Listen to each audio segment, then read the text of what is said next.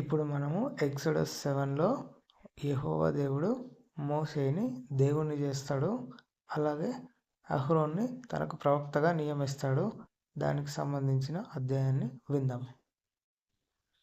నిర్గమకాండము 7వ అధ్యాయము. కాగా యెహోవా మోషేతో ఇట్లనెను, ఇదిగో నిన్ను ఫరోకు దేవునిగా నియమించితిని. నీ అన్న అహరోను నీకు ప్రవక్తగా నుండును.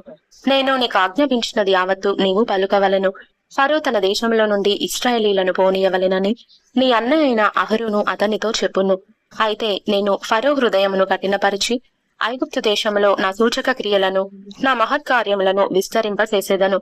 ఫరో మీ మాట వినడు గాని నేను నా చెయ్యి ఐగుప్తు మీద వేసి గొప్ప తీర్పుల చేత నా సేనలను ఇశ్రాయేలీయులైన నా ప్రజలను ఐగుప్తు దేశంలో నుండి వెలుపలికి రప్పించెదను. నేను ఐగుప్తు మీద నా చెయ్యి చాపి ఇశ్రాయేలీయులను వారి మధ్య నుండి రప్పింపగానే నేను యెహోవానని ఐగుప్తీయులు తెలుసుకొందురనెను. మోషే అహరోనులు యెహోవా తమకు ఆజ్ఞాపించినట్లు చేసిరి.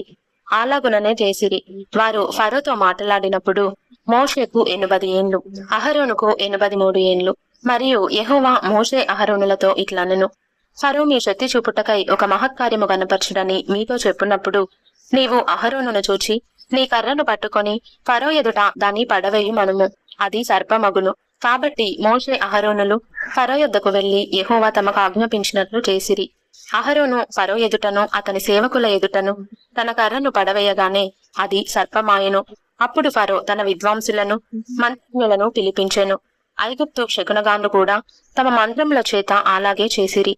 వారిలో ప్రతివాడును తన కర్రను పడవేసినప్పుడు అది సర్పమాయను గాని అహరోను కర్ర వారి కర్రలను మింగివేయగా యెహోవా చెప్పినట్టు ఫరో హృదయము కఠినమాయను గనుక అతడు వారి మాట వినకపోయెను. తరువాత యెహోవా మోషేతో ఇట్లనెను, ఫరో హృదయము కఠినమైనది, అతడు ఈ ప్రజలను పోనీయనులడాయెను. ప్రొద్దున నీవు ఫరో యొద్దకు వెళ్ళుము. ఇదిగో అతడు ఏటి దరికి పోవును. నీవు అతనిని ఎదుర్కొనుటకు ఏటి ఒడ్డున నిలిచి పాముగా చేయబడిన కర్రను చేత పట్టుకొని అతని చూచి అరణ్యమందు నన్ను సేవించుటకై నా ప్రజలను పోనిమ్మని ఆజ్ఞాపించుటకు గాను హెబ్రీయుల దేవుడైన యెహోవా నన్ను నీ యొద్దకు పంపెను.